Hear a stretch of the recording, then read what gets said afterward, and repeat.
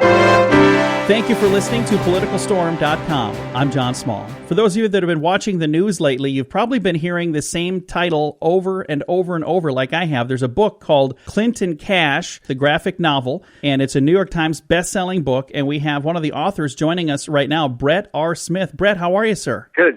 Thank you for having me. I appreciate it. Well, we're glad to have you on the program. And first of all, congratulations on the success of the book. When you were putting this together, did you think that it was going to be this successful? I knew people would like it and would enjoy it. I knew it would be a popular book, but I had no idea that we would sell out in a day, debut on Amazon, 4 spots from Harry Potter, and also make the New York Times #1 bestseller for graphic novels. So it's been a real blessing. That is absolutely awesome. And like I said, as I've been kind of flipping through the channels, I've heard your book mentioned on at least 2, maybe 3 news channels, because when I heard it, I was like, oh, hey, I've got an interview with him coming up. So I was like, that's really kind of cool. And I love it when that happens, because that means that we must be doing something right, booking guests, and you must be doing something right to be getting all of this exposure. So first of all, let's talk about the concept for the book, Clinton Cash. Where did the concept come from? The concept came from a combination of Dan Fluette and Chuck Dixon and myself. And about a year ago, Dan Fluette and I sat down and we talked about how he told me they had the graphic rights to Peter's book and they wanted to put it in a graphic novel format. And so I was given the task of figuring out how to do that. And one of the things I knew that I wanted to do was incorporate humor and satire into the book.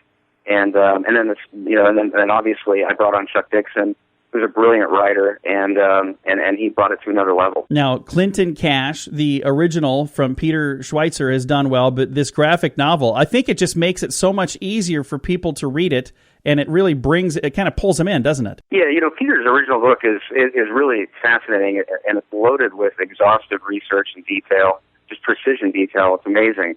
But it's a dry read, and for people who don't have the time or kind of the fortitude to make it through that book, I really wanted to see if we could turn that book on its head and make the graphic novel version kind of the opposite, something that was fun and enjoyable and that would make you smile and also sicken you at the same time. So, yeah. And I think that worked out perfectly. Now, when you were working on this book, were there things that you discovered? Because we've been hearing a lot about the whole pay to play and what they're doing. Was it illegal or is it borderline illegal? Were there things that you discovered as you're putting this book together that you just thought, are you kidding me? They had the gall to do that? Yeah, I knew a little bit about Peter and Peter's book. I had not read it prior to entering into this project, but I knew Peter from his book Throw Them All Out, which was pretty fair and balanced. And so going into this book, I like I said, I knew some of the points about Haiti and the uranium, but when I really got into the details, I was just kind of astounded that they were getting away with all of this in broad daylight. I mean, it was really shocking to me. And here's the thing that's shocking to me. It's now no longer, in the shadows. This is, like you just said, in broad daylight. This is the spotlight. She's running for president currently, and there are several major news organizations that kind of feel like this is a non-story. How the hell is this not a story? I've never seen a candidate completely insulated by the media like Hillary Clinton. It's really fascinating to watch. I mean, I'm she's probably the most corrupt candidate of my lifetime, but I've just never seen the press protect her. I mean, we're going on almost over a half a year without a press conference from her, which I think is just astounding. I don't think it's going to last. No. I think the fact that this stuff is in the news and that it's circulating and people are interested, and they're interested, and it's hitting the news at the right time, about the time people start to actually pay attention. It's all a good thing. Well, and she's going on shows like Jimmy Kimmel and, going on the fun shows where, they get a list of questions in advance and you can say this and you can't say that. And, if you ask this question, we'll never be back. And, when she goes on those programs, there was one where she was talking to Jimmy Kimmel and kind of poked fun at the fact that, this whole email scandal. She's like, oh, it's just ridiculous. I turned over 30,000 emails. We gave him a few more, 15,000 more. And he was saying, are you worried about what people are going to find in there? And she's saying, it's just really boring. Yeah, they're not going to find anything. It's really boring. if it was really boring, why didn't you hand this stuff over way back in the beginning? To me, it seems this smells so much of a cover-up. It's just ridiculous. Well, that was the first thing I thought of was, well, if they're really boring, then you got nothing to hide. You got nothing to worry about then. Turn them all over. And if they were so boring, then why keep them on a private server in someone's bathroom? The whole thing is just bizarre, and it stinks. And I think most people, I think most people are starting to get that this is not right, and there's law and order for the rest of us, and there seems to be another set of rules for the Clintons entirely. Now, over the last several months, as much as I was not on the Trump train from the beginning. There are people that have been for a year now.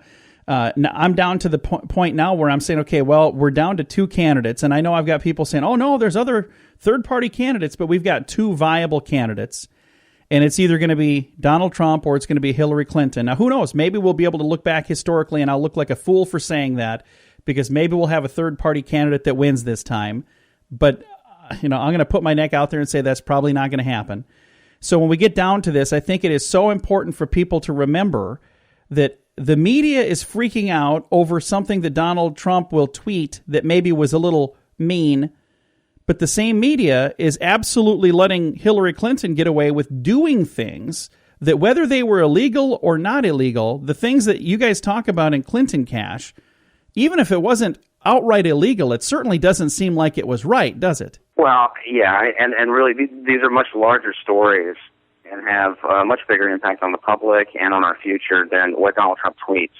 And the book, what I'm hoping that the book does is that it engages an audience that might not be interested in these topics. And that was kind of the whole point of doing the graphic novel was, let's take this book and make it really, really widely accessible to as many people as possible. And how do you do that? Let's use humor. Yeah. And in fact, let's take what the left has done over the last 40 years via SNL and The Daily Show, and let's use those same tactics of parody and mockery and satire and lampooning the left, and let's turn it around and use it back on them. And that's what we did in the book, and I think we're connecting with millennials and young voters, and I'm hoping that even disgruntled Bernie voters read this book and educate themselves as to who this woman is and what they've gotten away with since she's been a senator. And it's only escalated. It's only gotten worse as her profile has risen over the years from senator to secretary of state. Well, and again, it's been very interesting to watch the media lately. The same media who's referring to Ryan Lochte as Lion Ryan, and what a disgrace this man is. What a disgrace. He's representing our country, and he got caught in a lie. Well, we also have a candidate who wants to represent our country as the president, who's been caught in a whole web of lies, and the media, for some silly reason, can't seem to find a story about that. Yeah, I mean, I sure am glad people didn't. I mean, I know I wasn't a U.S. Olympian when I was that age, but I'm glad people aren't holding me to some of the lies that I might have not gotten caught when I was in my 20s.